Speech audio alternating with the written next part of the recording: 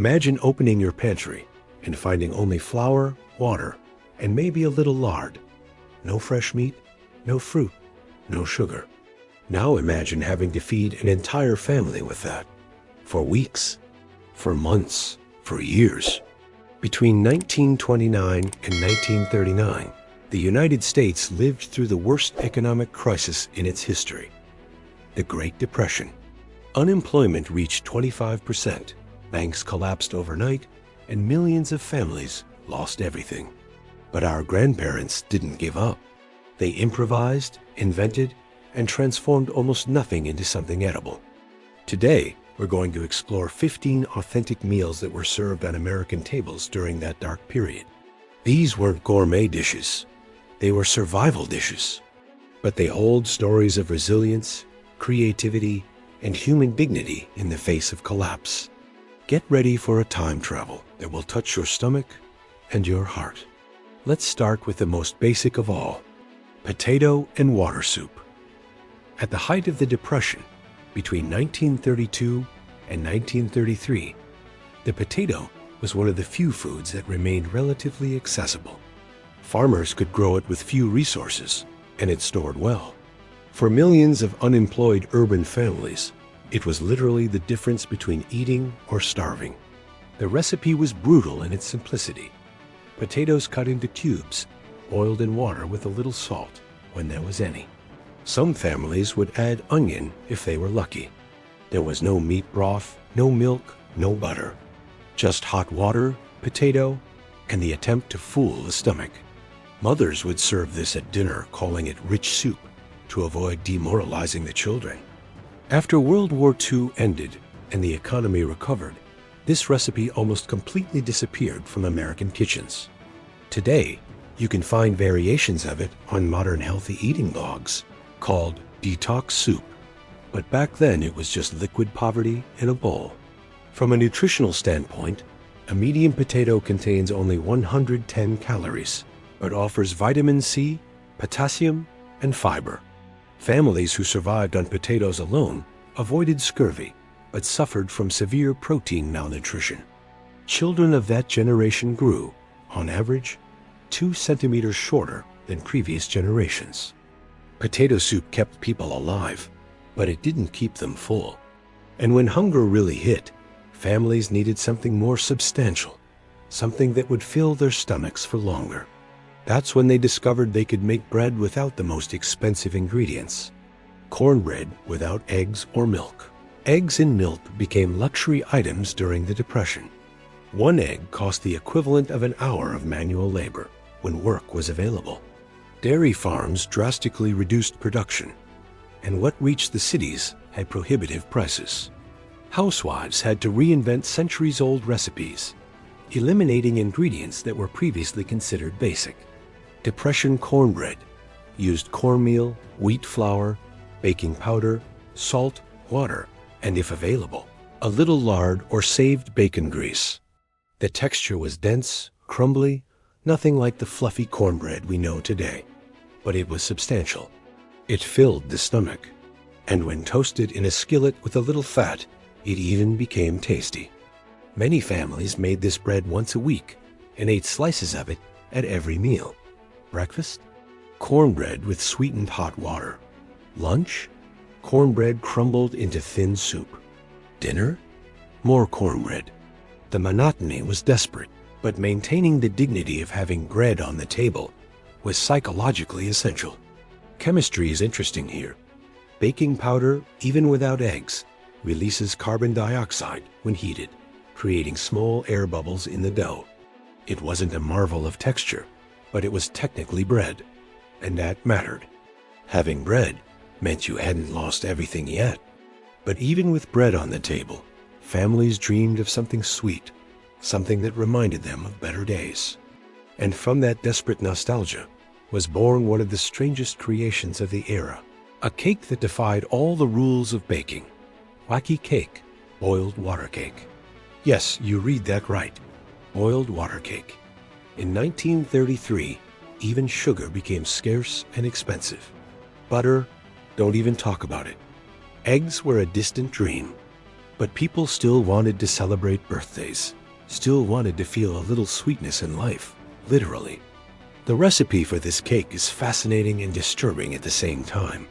You boil water with raisins, a little brown sugar, much cheaper than white, lard, cinnamon, and nutmeg. Let it cool, then add flour and baking powder. Bake. Done. A cake without eggs, without milk, without butter. The raisins provided the only significant natural sugar, and the spices disguised the bland taste of the dough. The result? A dense, moist, somewhat rubbery texture. It wasn't a celebratory cake by today's standards. But in an era where anything sweet was a miracle, this cake represented love, effort, and the refusal to let poverty steal all special moments. Mothers baked this for children's birthdays, and the kids ate it with shining eyes. Nutritionally, raisins brought iron and potassium, essential in such a limited diet. Each piece of this cake offered about 150 calories, mainly from simple carbohydrates. But in a time of chronic hunger, calories were life. This cake disappeared after the war, but it proves something profound. Human creativity knows no limits when there's love behind it. However, not all creations of the era were so sweet or comforting. Some were so desperate that today they seem almost impossible to believe, like the next one. Vinegar pie. Vinegar pie. Let that sink in for a second. A dessert made with vinegar as the main ingredient. This existed, and many families ate this regularly. When lemons cost more than a day's wages and eggs were impossible to buy, housewives discovered that vinegar, sugar, flour, water, and a little butter or lard could create something vaguely similar to lemon pie. The acidity of the vinegar mimicked citrus acidity, sugar provided sweetness, and flour thickened the filling. The pie crust was made with just flour, lard, salt, and ice water. No expensive butter. The filling was cooked on the stove until it thickened, then poured into the crust and baked. The final result had a gelatinous texture, strange sweet and sour flavor, and left a lingering taste in your mouth. But here's the surprising part. In some rural southern communities, this pie became a tradition. Even after the Depression, some families continued making vinegar pie out of nostalgia or custom. Today, you can find the recipe in American historical cookbooks. Chemically, vinegar, acetic acid, reacts with sugar and flour starch, creating a semi-firm structure when heated. It's not rocket science, but it worked. And it provided about 200 calories per slice, mainly from sugar and fat. This pie shows us that human taste is surprisingly adaptable when survival is at stake. But if you think a vinegar pie was creative, wait until you hear what happened when even ground meat became an impossible luxury. Porcupine meatballs. The name is strange, but there's an explanation. These meatballs were covered with rice grains that, when cooked, protruded outward like porcupine quills. But more important is what was inside them. During the Depression, ground meat was diluted to the extreme. 1 pound of meat needed to feed 6, 8, sometimes 10 people. The solution? Mix the meat with raw rice, chopped onion, salt, pepper, and whatever seasoning was available. Shape into balls. Cook in a pot with watery tomato sauce, usually made from canned tomatoes diluted in lots of water. The rice absorbed the liquid, expanded, and made it seem like there was more food than there actually was. It was a food illusion. Each meatball had maybe 1 tablespoon of ground meat mixed with 3 tablespoons of rice. But it was hot, tasted like home-cooked food, and filled the stomach. This recipe continued to be popular into the 1950s and 1960s, even after scarcity ended, because it was economical and practical. Many children of the 40s and 50s grew up eating porcupine meatballs without knowing the desperate origin of the recipe. Each meatball offered about 100 calories, with a mix of carbohydrates from rice and minimal protein from meat. It wasn't ideal, but it was infinitely better than having nothing. And the trick of stretching meat would become a central technique in Depression cooking. Speaking of stretching ingredients, We now move to one of the most ingenious and disturbing strategies: creating something from nothing, even when that nothing came from the government. Milcano milk substitute.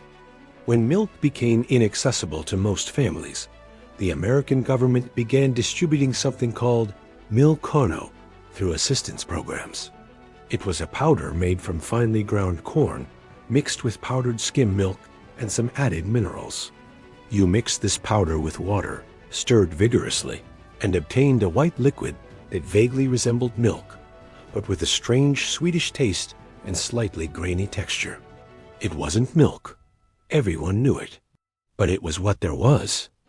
Mothers used Milcano to make porridge for babies, add to bread recipes, or simply give to children as breakfast milk. The stigma was immense. Receiving Milcano meant you were on government assistance programs, which was socially stigmatizing, even when millions were in the same situation. This collective experience of drinking fake milk created a generation of Americans obsessed with real milk as soon as they could buy it again. The 1950s saw an explosion in milk consumption in the U.S., partly as a reaction to the trauma of drinking substitutes during childhood. Nutritionally, Milcano provided calcium, some vitamins, and about 80 calories per glass. It wasn't useless, but the protein quality was inferior to real milk. Children who grew up only on Milcano often showed slower growth. The program was discontinued after the war, and today almost no one remembers it. But it represented something important: the government's attempt to intervene in the food crisis, albeit imperfectly. And while the government tried to help, families developed their own creative solutions, some of them bordering on the impossible, like turning weeds into dinner. Dandelion salad. When fresh vegetables became too expensive, people turned their eyes to what grew for free: weeds. The dandelion, that little yellow plant you see in yards, became a staple food. Families would harvest young dandelion leaves, wash them carefully, and make salad. The taste was bitter, but a few drops of vinegar, cheap, and a little salt helped. When there was lard or bacon grease, they'd drizzle it hot over the leaves to lightly cook them and reduce the bitterness. This practice wasn't new. European immigrants, especially Italians and Germans, had been eating dandelions for generations. But during the Depression, it became mainstream out of pure necessity. Public parks were discreetly harvested by hungry families. Vacant lots became wild gardens. The social stigma was brutal. Eating weeds was seen as the last step before complete dehumanization. But nutritionally, dandelion is a powerhouse. More vitamin A than spinach, rich in vitamin K, calcium, iron, and potassium. People were eating a superfood without knowing it. After the Depression, eating dandelions went back to being seen as immigrant food or hippie food, until recently, resurfacing on upscale restaurant menus as forage greens.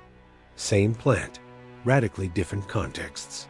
And if you think dandelion salad is the limit of urban foraging, wait until you know what people did with fruit peels that would otherwise be thrown away. Pickled watermelon rind. Throwing away any edible part of food was unthinkable during the Depression. When someone managed to buy a watermelon, a rare luxury, every millimeter of it was used, including the rind. The white, hard part of the watermelon rind was cut into cubes, boiled until soft, and then pickled in a mixture of vinegar, sugar, when available, spices like cloves and cinnamon.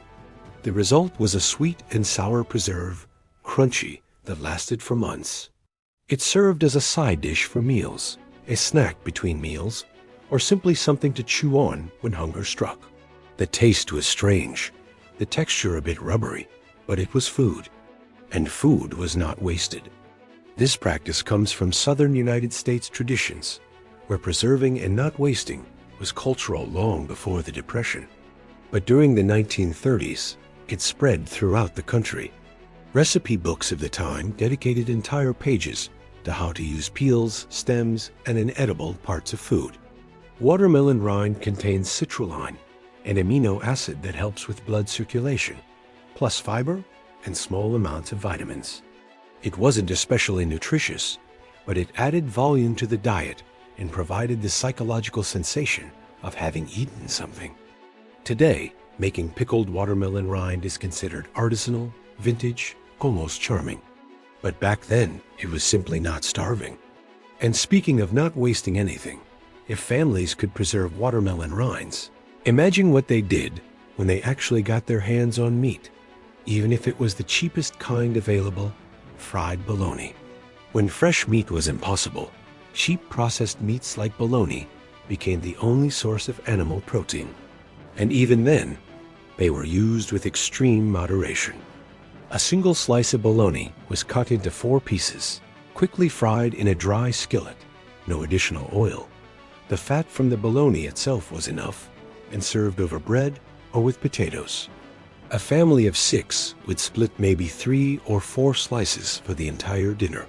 The act of frying the bologna created crispy edges and a more intense flavor, making it seem like there was more meat than there actually was. It was psychologically important to see fat bubbling, to smell protein cooking, even if the amount was ridiculously small. In some regions of the southern United States, especially in rural Appalachia, fried bologna remained a staple food for decades after the Depression, not out of necessity, but out of custom and nostalgia.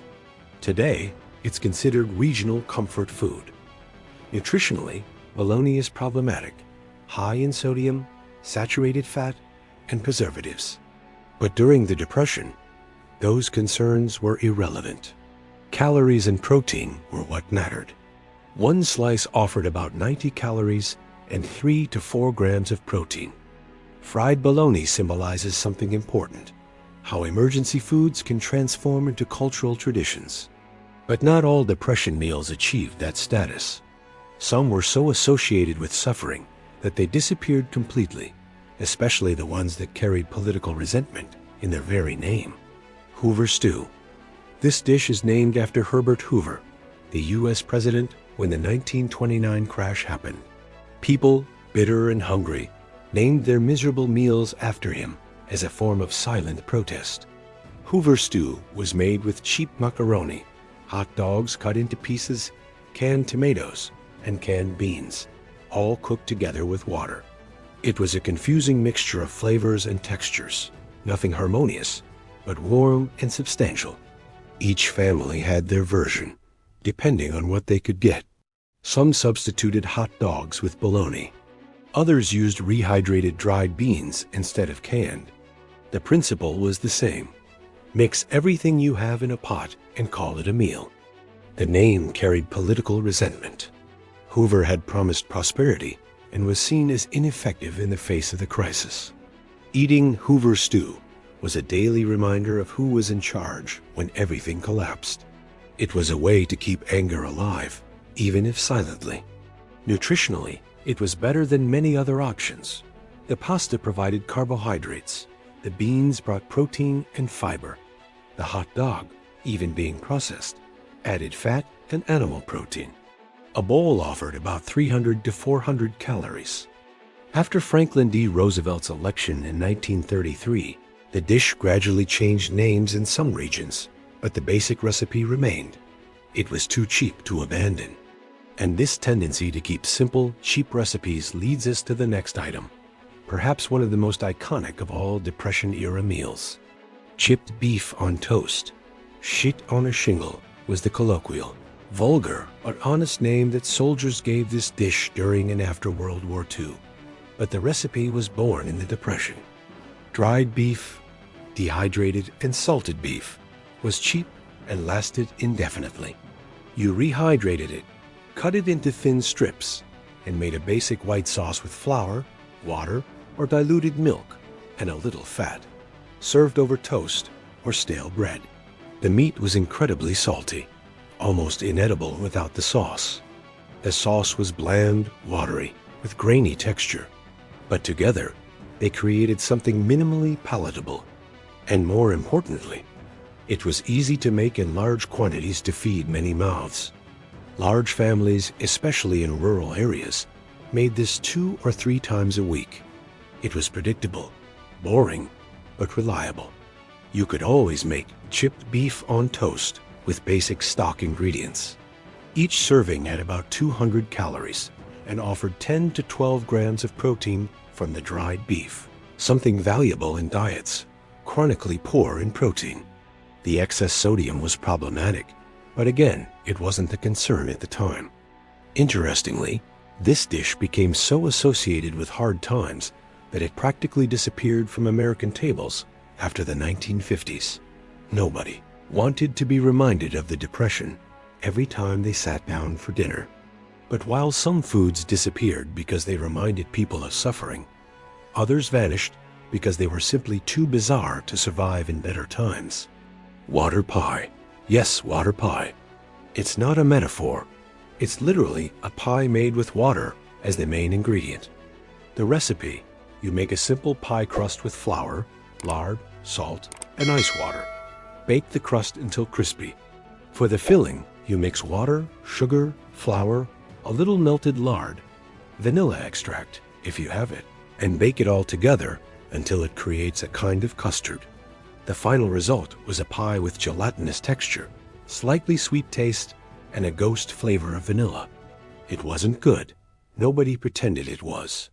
But it was sweet, it was dessert, and in a life devoid of pleasure, anything sweet had immense emotional value.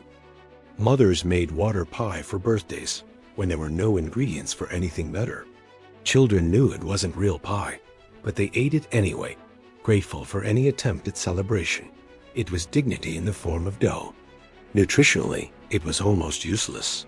Maybe 150 calories per slice, mainly from sugar and refined flour. Zero protein, zero significant vitamins. But psychologically, it was essential. Maintaining family rituals, even impoverished ones, was a form of resistance against dehumanization. Water pie disappeared completely after the Depression and only reappeared recently as a historical curiosity in vintage recipe videos. But it represents something profound about the relationship between food, emotion, and survival. And if a pie made of water seems desperate, wait until you hear about what people created when even basic grains became scarce. Fried dough. When you only have flour, water, salt, and a little bit of fat, you make fried dough. It's one of the simplest and oldest foods in humanity, and during the Depression, it became a lifesaver.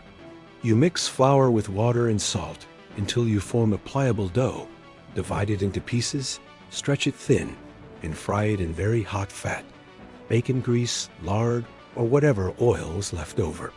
A few seconds on each side, and you have something crispy, salty, substantial. It was real food created from almost nothing. It served for breakfast, lunch, dinner, as a snack, as dessert if you sprinkled a little sugar on it.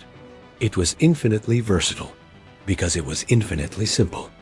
In immigrant communities, especially Italians and Eastern Europeans, this was already traditional. Pizza fritta, fried pashki, etc.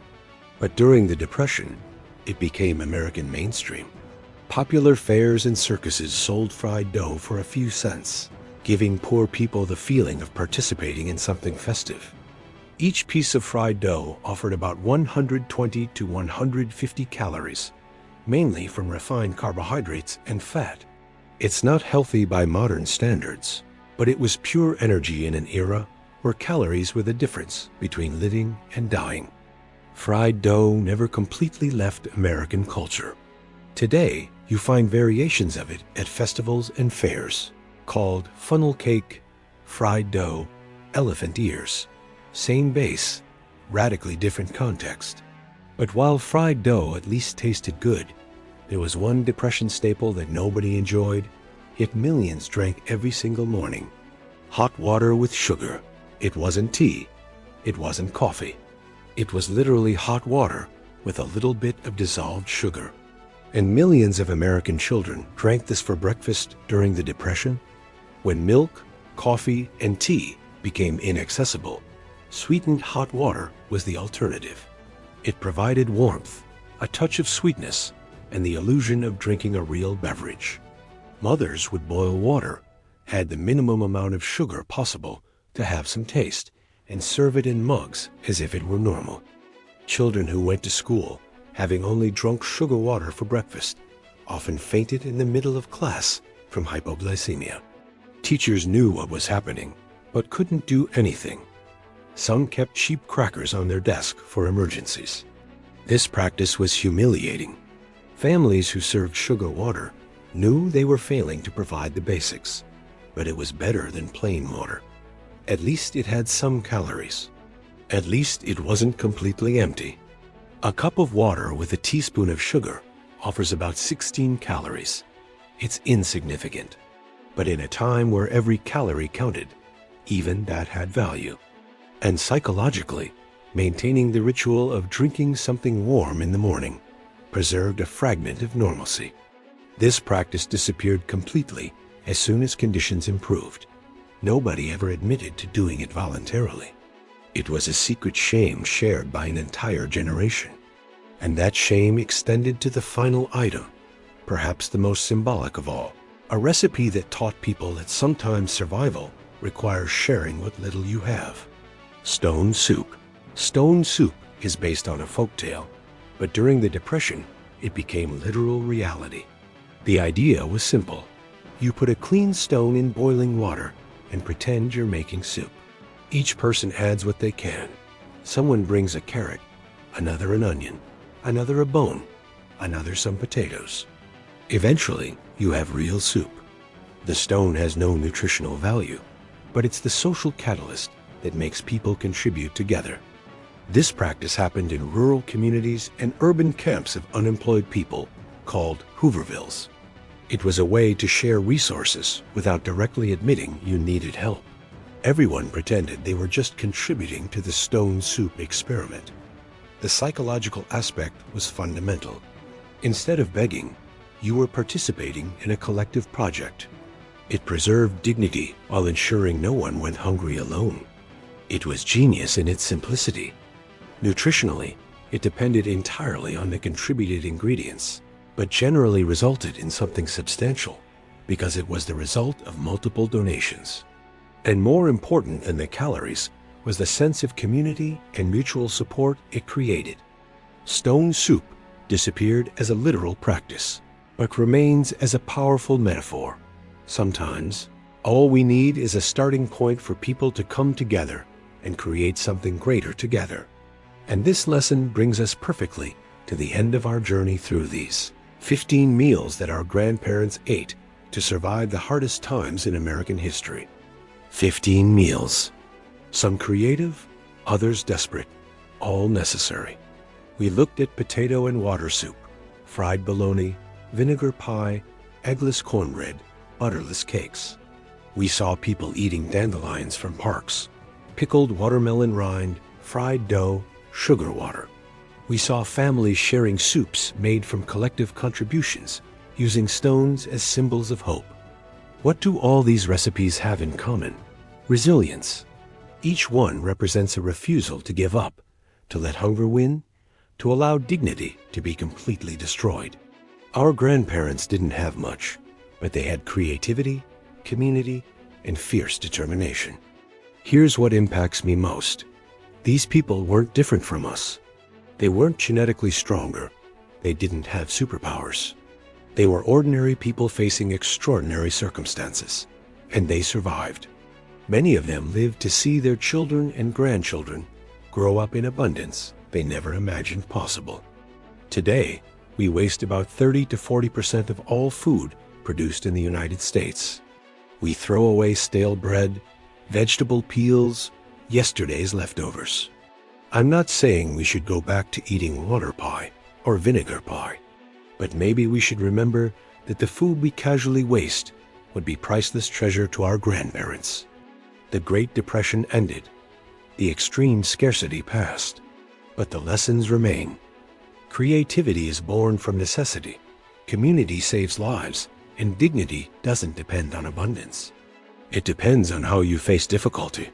So next time you open your full refrigerator or complain that you have nothing to eat because you don't have exactly what you're craving, remember, your grandparents made entire meals with a potato and water, and they survived.